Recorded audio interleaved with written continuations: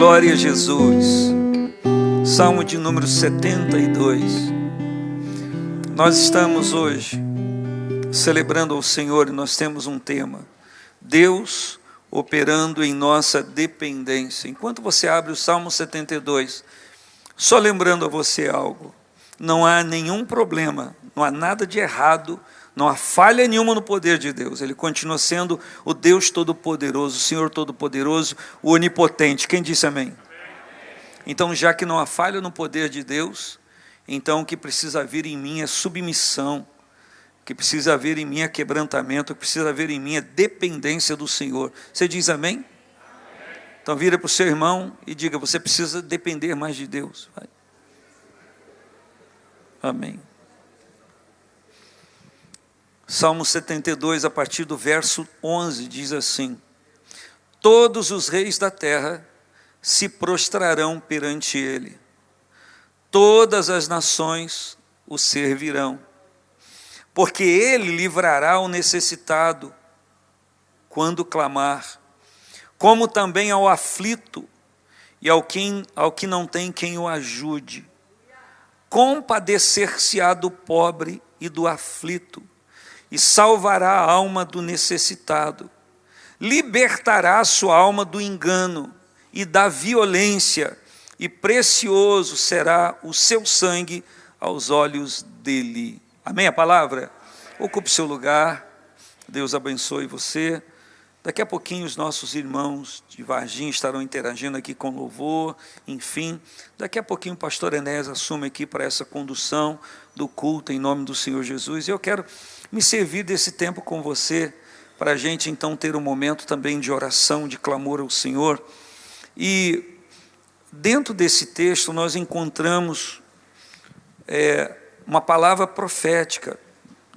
Esse salmo, que dizem ser de Salomão, que encerra as palavras, as orações de Davi. Se você olhar o último verso desse salmo, o 72, diz: findam aqui as orações de Davi, filho de Jessé.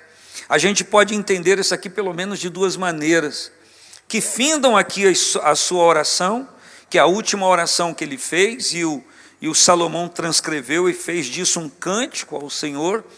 Ou findam-se aqui a sua busca, findam-se aqui, evangelista Sérgio, a sua procura. Jesus é o fim da procura, Deus é o fim da procura, nosso envolvimento com Deus é o fim da procura para qualquer solução em nossa vida, porque quando nós achamos a Cristo, quando nós centramos Deus na nossa vida, sim, nós encontramos a pérola de grande valor. Eu sei que estou falando para pessoas que igualmente encontraram esta pérola de grande valor, e a parábola diz que quando encontrou a pérola de grande valor, vendeu todas as outras para adquirir aquela. Está falando de alguém que na sua vida tomou a decisão: já que eu encontrei o Senhor Jesus, agora eu abro mão de tudo na minha vida e eu vou servir somente a Ele, somente ao Senhor. Não vou me dobrar a mais ninguém, só vou me dobrar ao Senhor. Quem diz amém?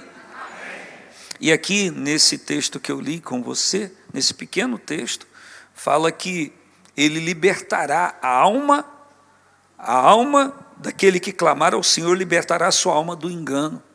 Nós estamos estudando nesse mês a vida e a obra de Deus na vida de um homem chamado Paulo, e como o Senhor o libertou do engano que ele vivia.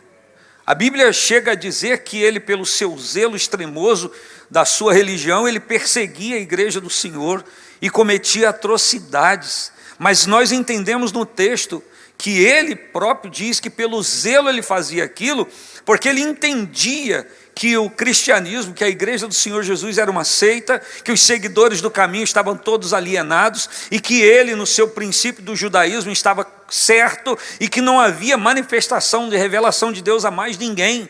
E ele se esqueceu, ele não sabia, na verdade, que a manifestação de Deus, toda aquela manifestação falada até então, que ele estudou aos pés de Gamaliel, no rigor da lei, a revelação não estava agora verbalizada, a revelação não estava cantada, a revelação estava ali diante dele, daquele povo, fisicamente falando, irmão Ivo, a ponto dos discípulos dizerem, João escrever no capítulo 1, versículo 14, vimos a sua glória, como a glória do unigênito do Pai, cheio de graça e de verdade, mas não obstante ao fato desta glória de Deus se revelar fisicamente num homem chamado Jesus, o Saulo, o Paulo e tantas outras pessoas não conseguiam enxergar essa virtude divina. Por quê? Porque eles estavam com a cabeça cheia de confusão, cheia de egocentrismo, de dizer que eles tinham a razão, que só eles tinham a razão. E existem, irmãos, muitas vezes na nossa vida, quando isso ocupa a nossa mente, nós somos impedidos de ter a revelação de Deus. Porque a revelação de Deus não vem com um princípio de avareza, de soberania na cabeça de uma pessoa, não vem de soberba. A revelação de Deus é simples. Jesus orando, Mateus escreveu o que ele disse, Mateus escreveu no capítulo 11, graças te dou, ó Pai, porque ocultaste essas coisas aos sábios e entendidos. Quando fala sábios e entendidos, está falando daqueles que, a língua aramaica está falando daqueles que se vangloriavam por conhecer a letra da lei, os fariseus, os escribas, os saduceus. E a palavra de Deus diz que o Senhor Jesus, orando ao Pai, disse: o Senhor ocultaste as tuas coisas aos que se dizem ser sábios e entendidos, porém as revelaste aos pequeninos. E ele reitera: sim, ó Pai, porque assim te aprouve. Então a graça de Deus, a glória de Deus, o evangelho do Senhor Jesus Cristo, o poder do Espírito Santo continua sendo não só revelado, mas comunicado àqueles que são pequeninos, aqueles que se humilham diante da potente mão de Deus, porque existe um momento que o Senhor os vai exaltar. E eu quero profetizar isso aqui para você em nome de Jesus Cristo.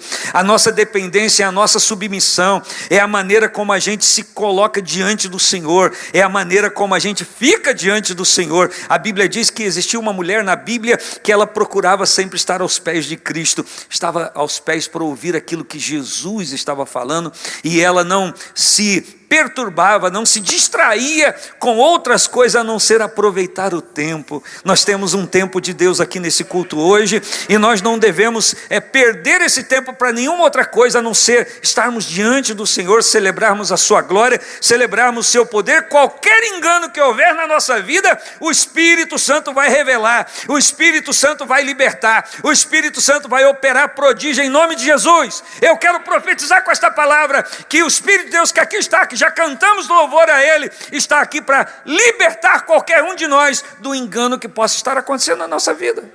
Quem sabe o zelo acerca de alguma coisa, até na vida religiosa, o zelo em alguma questão familiar, o zelo em alguma coisa que está distorcida, desentoada da vontade de Deus, pode estar nos enganando. Conceitos, preconceitos que ficam na nossa mente e que a gente precisa ser liberto. Como é difícil, minha irmã Lelê, nos libertarmos disso, nos livrarmos disso. Mas a palavra diz que não foi com prata e ouro que nós somos resgatados da nossa vã maneira de viver, que por tradição aprendemos junto aos nossos pais, mas com o precioso sangue de Jesus Cristo, como de um cordeiro imaculado, incontaminado. E o sangue de Jesus está aqui, plenamente em validade, em valia diante de nós, para nos libertar de tudo isso. E a proposta do Espírito Santo hoje é: queremos ser libertos, queremos ser movidos pelo poder de Deus, queremos colocar as nossas razões diante do Senhor, queremos renovar a nossa mente, queremos mudar o nosso comportamento por aquilo que nos é comunicado. A resposta nossa é em coro: sim, nós queremos, porque o Senhor vai sim operar em nossa submissão, em nossa obediência. Quem pode dizer amém? Amém. Glória a Deus. Então volte a sua Bíblia para o Evangelho de Jesus Cristo, que nos escreveu Marcos, no capítulo 9. Desculpa, irmão, que eu estou muito tempo sem pregar aqui, até no domingo, então tem que ir agora e as forras. Uma leitura, porque o texto de Salmo diz que Ele livrará, está bem claro aqui, que Ele vai livrar, que Ele vai se compadecer, que Ele vai salvar, que Ele vai libertar, vai valorizar a vida da pessoa. Mas o segredo do texto é: quando clamar. Tem um monte de gente necessitada, que sabe que está necessitada, mas não clama. E o efeito imediato da nossa dependência ao Senhor, ou do Senhor, é o clamor que nós fazemos a Ele. Quando eu clamo ao Senhor, eu estou declarando no mundo espiritual que eu sou totalmente dependente dEle. Você é dependente de Deus? Glória a Deus. Amém. 9 de Marcos, a partir do versículo 14.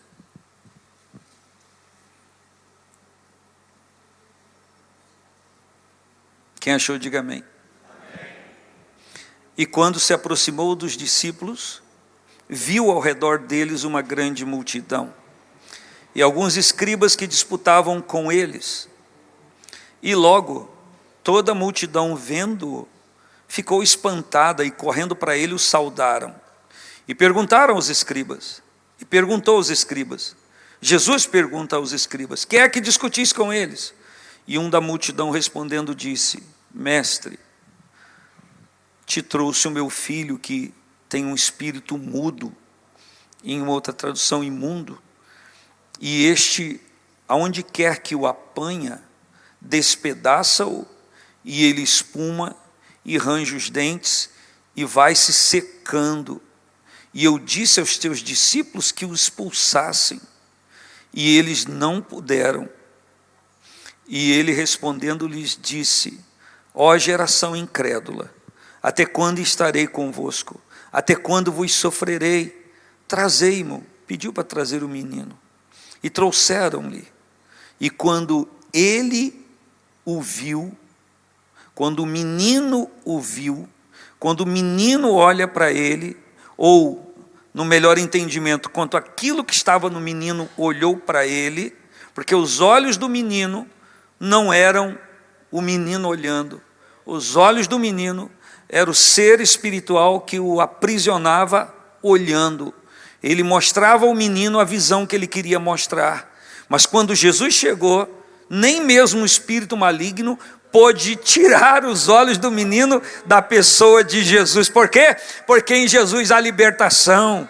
Porque em Jesus há remissão de pecados. Porque em Jesus há transformação de vida. Quem diz amém?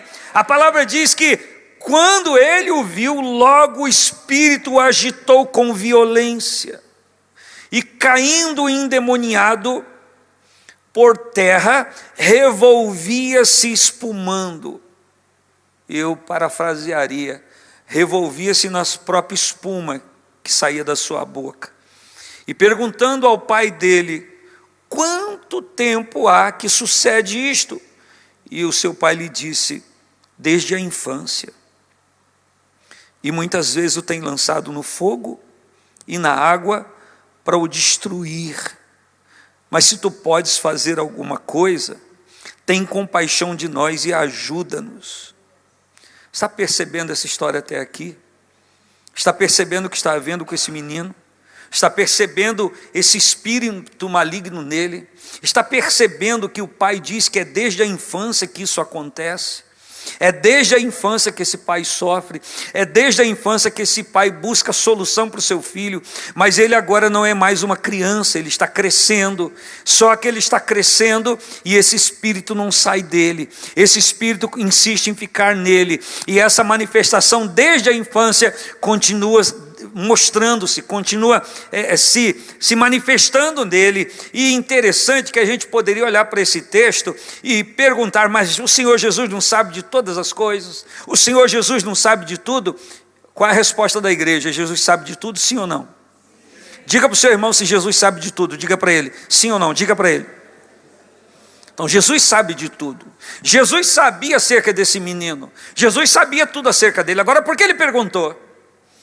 Porque ele precisava, ele queria que o pai falasse alguma coisa, que o pai se abrisse, que o pai soltasse aquilo que estava preso dentro dele, aquela angústia que estava dentro dele. E a primeira angústia que ele solta é, eu trouxe os seus discípulos, e os seus discípulos não puderam fazer nada. O que o texto nos inspira? Que eles tentaram fazer, mas não conseguiram fazer coisa alguma contra aquela força, contra aquele espírito que estava na vida daquele menino. Quem está entendendo, diga amém.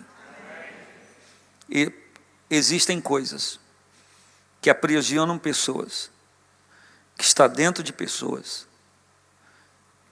que está há muito tempo prendendo pessoas, que manifesta coisas no mundo físico, e que a pessoa vai tentando se livrar daquilo e não consegue, vai crescendo, a vida vai tocando, vai caminhando, mas a pessoa não consegue se libertar daquilo, até o momento em que tem um encontro com o libertador, até o momento em que tem um encontro com aquele que, olhando para ele não precisa nem dizer muita coisa, aquele espírito já vai se submetendo, já vai se colocando no lugar dele. E qual é o lugar do espírito maligno?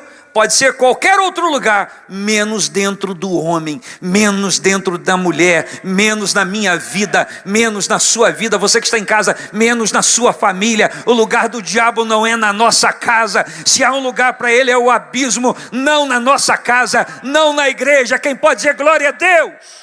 Porque o Filho de Deus se manifestou para trazer libertação e para mandar embora tudo aquilo que nunca deveria estar presente na nossa vida. Quem diz amém? E a palavra diz que o Pai não tem condições, eu não tenho condições, nem você, e nenhum teólogo tem condições de escrever nada sobre isso aqui, entendendo exatamente o sentimento desse Pai. É muito fácil olhar esse texto, como já olhei várias vezes, e olhar para ele e pensar nesse pai que trouxe o filho, cuidando que aqueles discípulos que representavam naquele momento a igreja pudessem fazer alguma coisa. Mas é interessante que o texto diz que ele só trouxe para que fizessem alguma coisa ao filho. E quando nós olhamos esse texto, o que precisava acontecer era primeiro naquele pai, que estava com o coração doído, ferido, amargurado, que a religião não pôde consertar o seu filho, não pôde expulsar aquele mal, e ele estava todo ressentido, e agora ele se depara com pessoas que dizem representar a Cristo, dizem servir ao Senhor, e essas pessoas estão tão anêmicas espiritualmente falando, essas pessoas estão tão impotentes espiritualmente falando, essas pessoas, não, embora querendo, não têm o poder de resolver. Mas existe aqui também uma verdade, que há coisas que mesmo que alguém ore, que alguém interceda, que alguém clame, não vai acontecer, a não ser que a própria pessoa se coloque diante do Senhor para receber aquilo. Talvez seja isso a resposta que você não encontrou até hoje. Porque eu oro para o meu filho, porque eu oro para minha filha, oro para o meu pai, oro para minha mãe, oro para o meu tio, para o meu avô, e nada acontece. Acontece sim, oportunidades de Deus acontecem na vida daquela pessoa, mas enquanto essa pessoa, ela própria, não se decidir ao Senhor, nada irá acontecer. E uma das coisas importantes que nós vemos nesse texto é a transferência de responsabilidade. Primeiro, ele diz: eu trouxe para os seus discípulos expulsarem. E o texto diz: eles não puderam. Eles não conseguiram fazer nada.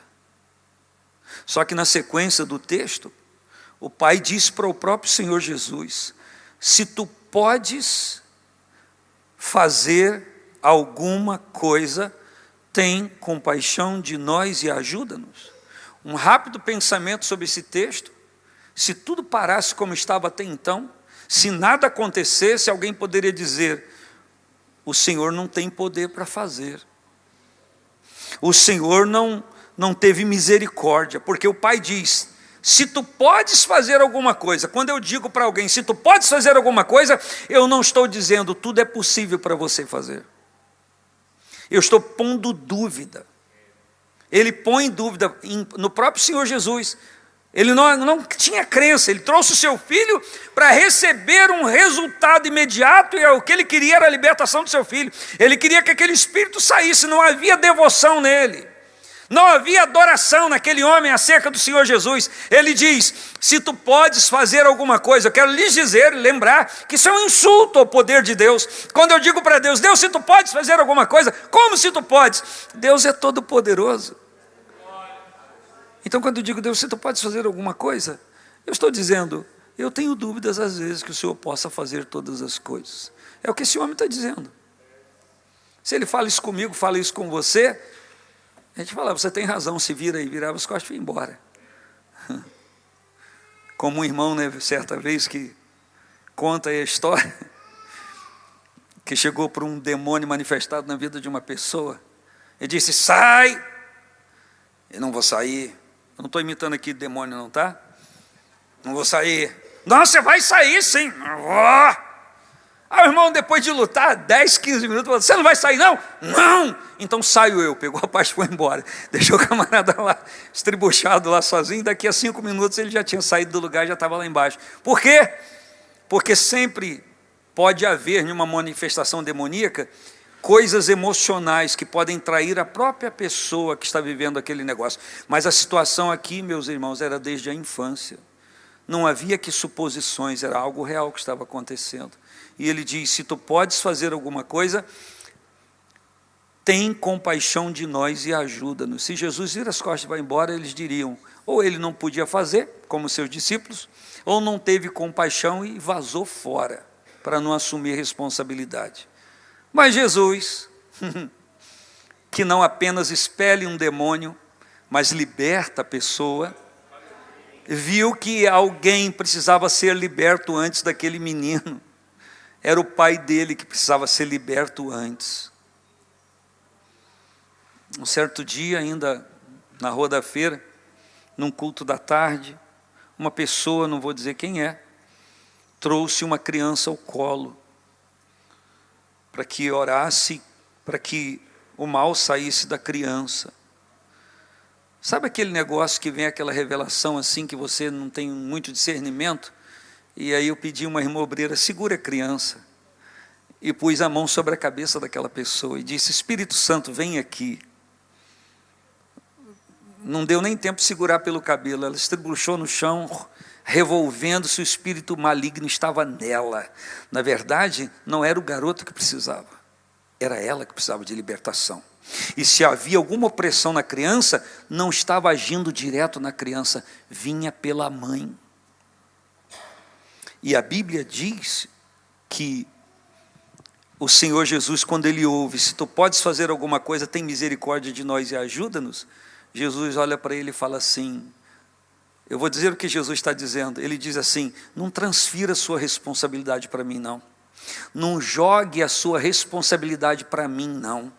Jesus diz, se tu podes crer, tudo é possível ao que crê. Sabe o que Jesus está dizendo? Se não aconteceu nada ainda de libertação na vida do teu filho, não é culpa nem dos discípulos que não puderam expulsar, é culpa sua que não pode crer. Mas se tu pode crer, tudo é possível ao que crê. E aí naquele momento, aquele homem tem uma clareza, uma revelação para ele, que o problema está nele. E ele disse, Senhor, eu creio, mas me ajuda na minha incredulidade. Ele diz, Senhor, eu creio e eu preciso e eu dependo, mas no momento do arroxo da batalha, a minha fé trepida, a minha fé treme, a minha convicção no Senhor vacila. E era por isso que até então ele não tinha recebido nada. Não sou eu para acusar você, mas para te alertar com a palavra. Quem sabe, alguém aqui, alguém aí, que embora creia um pouco em Deus, me permita dizer um pouco, entre aspas, e não tem recebido aquilo que cuida precisar do Senhor.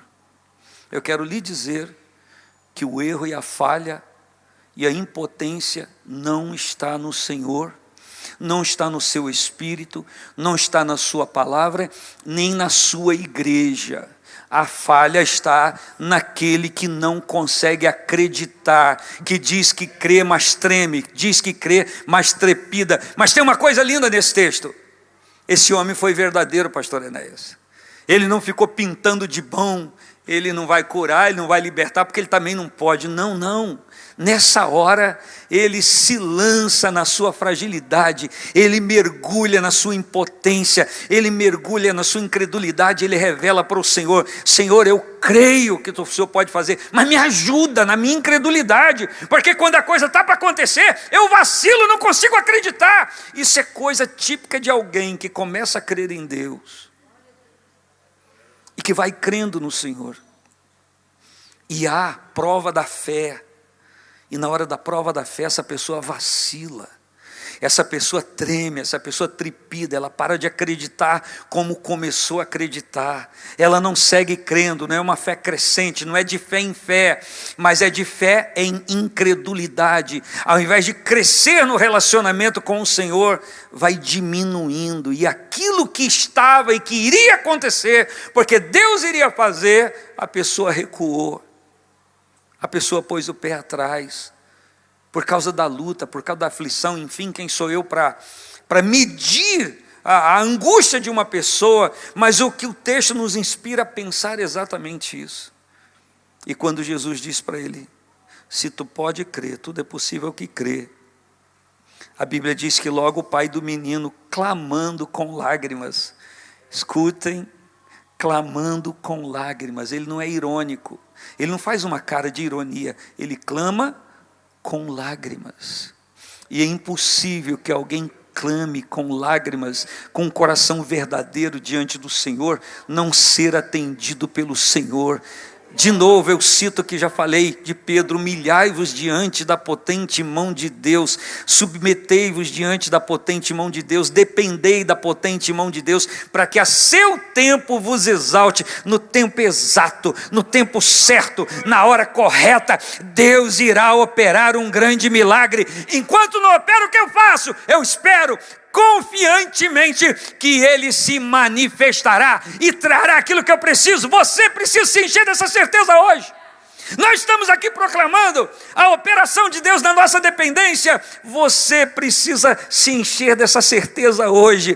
Se não aconteceu ainda, é porque Deus está trabalhando a minha vida, Deus está trabalhando coisas no entorno disso, mas daqui a pouco vai acontecer, e na hora que o Senhor se manifestar para fazer, nós temos que estar com a nossa fé ligada nele, porque aí ninguém vai impedir. Aí a gente pode parafrasear o que disse Isaías: operando Deus, ninguém impedirá, porque na maioria das vezes quem impede o agir de Deus é aquele que não tem fé. Mas como? A Bíblia diz que Deus não operou na sua cidade, lá em Nazaré. Ele era chamado Nazareno por causa da incredulidade deles. Por quê? Porque um dos principais obstáculos a um milagre de Deus na vida de qualquer pessoa ainda é incredulidade. Então o que a gente precisa fazer? Varrer isso da nossa vida em nome de Jesus.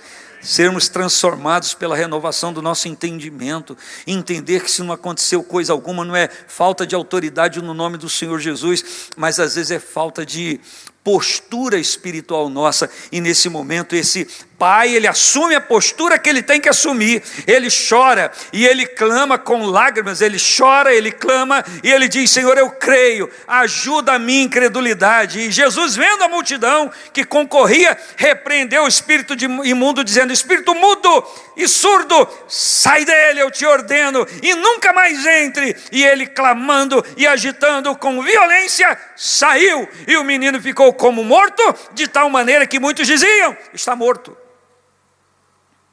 Existe gente que nem diante da manifestação do poder de Deus consegue enxergar o poder de Deus. E talvez esse aqui seja o estágio mais determinante da nossa vida.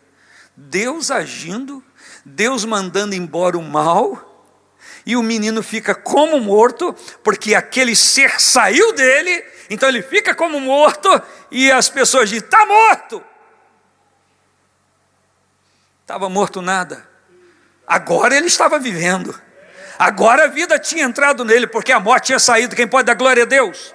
Pode estar acontecendo com você. Deus está fazendo uma grande obra na sua vida. Deus está mexendo onde Ele precisa mexer, para criar uma estaca firme no milagre que Ele vai fazer na sua vida. E tem gente olhando, e tem gente olhando, e tem gente olhando, e não vê nada acontecendo. E a gente sabe disso. Quando a gente se ocupa a orar por uma coisa objetiva, às vezes o efeito é negativo. A gente está orando por uma coisa, parece que a gente mexeu no formigueiro. Ao invés de melhorar exatamente, acontecer exatamente naquele momento, acontece o contrário, para provar a nossa fé, e para provar a fé da nossa família e das pessoas envolvidas. E é muito fácil alguém olhar e dizer: está piorando ao invés de melhorar.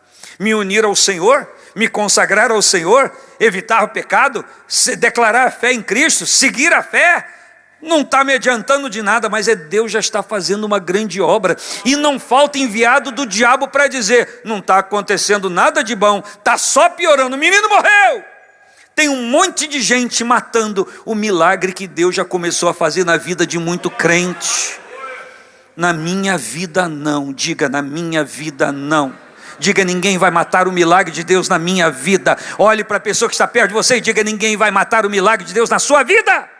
Era Deus agindo, eles diziam, está morto. Está morto nada, ele está vivo, porque agora ele vai se levantar totalmente mudado pelo poder do nome de Jesus. Você pode receber essa palavra agora? Fique de pé então em nome do Senhor para a gente orar. Glória a Deus. Enquanto Mateus corre para cá, tocar o blimblão aqui, vem cá meu irmão, corre para cá Mateus. Isso em nome de Jesus para a gente orar. Deixa eu profetizar com essa palavra aqui.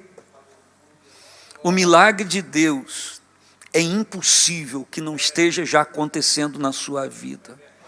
O milagre de Deus começa quando nós somos despertados a clamar. Porque na verdade, o milagre de Deus não começa na nossa vida quando a gente clama. O milagre de Deus começa quando nós somos despertados a clamar. Quando nós somos despertados a ousar falar com Deus. E quando nós vamos falar com Deus, nós temos que estar pronto para ouvir. Você não tem fé ainda para receber. Você ainda não está no prumo como deveria estar. Você não está alinhado com a minha palavra como deveria estar. A gente tem que estar pronto para ouvir o que Jesus vai dizer. E não adianta ficar com raivinha. Nós temos que nos submeter à verdade de Deus. Então eu repito, o milagre começa quando eu sou despertado a clamar. Se você não se despertou para clamar ainda, o seu milagre ainda não começou. Mas nesta noite feliz, neste santo lugar que marcamos o encontro com Deus, e que o Espírito de Deus está aqui, você está sentindo Ele, você sabe que Ele está aí. O seu milagre já começou. O milagre já começou no seu casamento. O milagre já começou na sua família. O milagre já começou no seu trabalho. O milagre já começou na sua vida profissional. O milagre já começou na sua vida financeira. Por quê? Porque você está sendo despertado a clamar. Você está sendo despertado a clamar. E o seu milagre começa quando você é despertado a clamar. E agora nós vamos clamar juntos, em nome de Jesus Cristo. É agora que pastores, evangelistas, presbíteros, as obreiros, intercessores se deslocam do lugar que estão. E nós vamos caminhar agora. Eu não, tenho que ficar aqui. Mas nós vamos declarar, e a quem Jesus mandar parar, se para e ora, intercede e clama, porque o milagre de Deus está aqui. Quem pode profetizar, declarar isso? Quem pode declarar isso em nome de Jesus? Aleluia! Existe uma canção que diz: hoje o meu milagre vai chegar. Eu digo, já chegou, porque você já começou a ser despertado a clamar. O milagre já começou a acontecer. Ele vai se manifestar daqui a pouco, pelo poder de Deus. Bendito seja o Deus e Pai de nosso Senhor e Salvador Jesus Cristo, que nos abençoou com todas as bênçãos espirituais nos lugares celestiais em Cristo Jesus. Bendito seja o teu nome, Senhor, que governa céu e terra, que tem, Senhor Deus, sobre a tua orientação, sobre a tua direção, sobre a virtude do teu poder, todas as coisas. Tu és aquele que governa o sistema solar, e muitos já disseram que os planetas se chocariam há anos atrás, e nada aconteceu ainda, Senhor, porque tu governas, Senhor. Tu tens autoridade sobre tudo. Tu tens autoridade sobre o clima. Tu tens autoridade sobre a temperatura. Tu tens a autoridade sobre o mar. A palavra diz que o Senhor determinou o limite dele. Até ali ele chega e ele não passa dali. O Senhor tem autoridade sobre tudo. E neste culto, nesse momento, nós declaramos que o Senhor também tem autoridade sobre a nossa vida. Aleluia. Tu tem autoridade sobre a nossa casa. Tu tem autoridade sobre a nossa família. Tu tem autoridade sobre o que pensamos, sobre o que falamos, a maneira com que agimos. Toda a autoridade está no Senhor. Tu tens o domínio sobre tudo. Tu és soberano. Tu governa todas as coisas e governa a nossa vida também, porque nós nos submetemos diante do Senhor. Pai, enquanto os meus irmãos andam por aí pela igreja orando, ó Deus, em nome de Jesus, ó Deus, direciona cada um que está intercedendo para parar com alguém, para clamar, para se juntar, Senhor, a esta pessoa, esse irmão, essa irmã, ó Deus, se unir a ela, a ele, e clamar. clamar pela virtude do teu poder, nós queremos dizer em nome de Jesus que estamos com o nosso coração aberto para o teu mover, para o mover do teu poder, para o mover da tua glória. Nós estamos aqui declarando salvação, libertação, cura, poder do Espírito Santo, virtude do Espírito Santo, que caiam como caíram dos olhos de Saulo as cadeias, que caiam, Senhor, as algemas, que caiam as escamas, que caiam tudo aquilo da nossa vida, do nosso ser, que impede a gente de ter um relacionamento mais achegado com o Senhor. Oh Deus, que a virtude do teu Espírito esteja agindo na vida de cada um aqui. Vem, Espírito de Deus, vem, Espírito de Deus, Espírito Santo, Espírito Santo, enche a nossa vida até transbordar. Vem, ó Espírito Santo. Não existe libertação sem o Senhor, não existe mudança de vida sem o Senhor, porque é o Senhor que se movia sobre a face das águas quando tudo começou. E é o Senhor quem tem o poder de continuar se movendo sobre a nossa vida. Move, Espírito, sobre a nossa vida, move sobre a nossa casa, move sobre a nossa família, move sobre tudo, Senhor, move sobre toda a nossa existência. Se move, Senhor, mova-se sobre a vida da igreja. Estabeleça o teu querer, estabeleça a tua vontade, o teu governo. Que haja libertação aqui, Senhor, que cadeias sejam quebradas, que obra maligna seja desfeita, que pactos sejam anulados. Oh, aleluia, que a glória do Senhor triunfe, que haja libertação, que haja soltura, que toda inibição seja tirada, que toda inibição seja quebrada pelo poder que há no nome de Jesus, dó maior. Oh, aleluias. Espírito, enche a minha vida. Diga: Espírito, enche a minha vida. Enche-me do teu poder. Diga isso. Pois de ti eu quero. Não há libertação sem o Espírito Santo. Não há salvação sem o Espírito. Mais uma vez, Espírito enche. Vamos dizer, não há cura sem o Espírito Santo. Não há mudança de vida sem Ele. Enche a minha. Aleluia. Espírito. Diga isso ao Espírito. Diga para encher. Enche a minha vida. Fale com Ele. Enche-me do teu poder. Pois de ti eu quero ser totalmente do Senhor. Espírito, enche. Vamos nos mover e dizer: as minhas mãos eu quero levantar. Cadê você para dizer? Diga: As minhas aleluia. mãos eu quero levantar e em louvor, e em louvor te adorar. Aleluias. Glória a Deus. Meu coração eu quero derramar diante do teu altar. As minhas mãos, diga: as minhas mãos. As minhas mãos eu quero levantar e em louvor te adorar. Oh, meu coração eu quero. Diga: Meu coração aleluia. eu quero derramar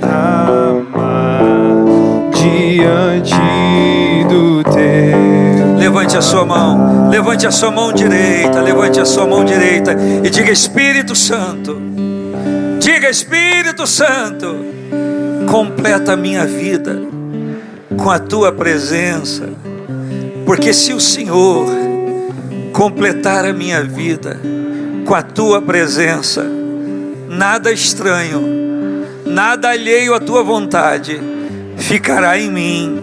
Eu declaro que o Senhor está completando a minha vida até transbordar. Diga: ó Espírito, eu quero ser cheio da tua presença até transbordar.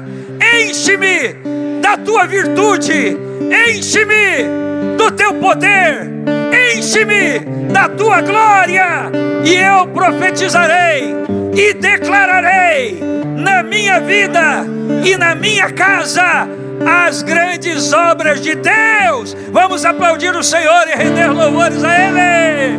Aleluia! Bendito seja o nome do Senhor. Ocupe o seu lugar dando glória a Deus, enquanto os irmãos aí de Varginha chegam aqui para celebrar juntos, cantarmos juntos, glorificarmos a Deus juntos. E como eu disse, o pastor Enéas estaria assumindo, mas se eu ajudar ele aqui, pedir aos obreiros que distribuam os envelopes para a gente ofertar a casa de Deus, por gentileza, para a gente entregar a nossa contribuição à obra de Deus. Podem vir, pode vir, mãe Helene, vamos, em nome de Jesus.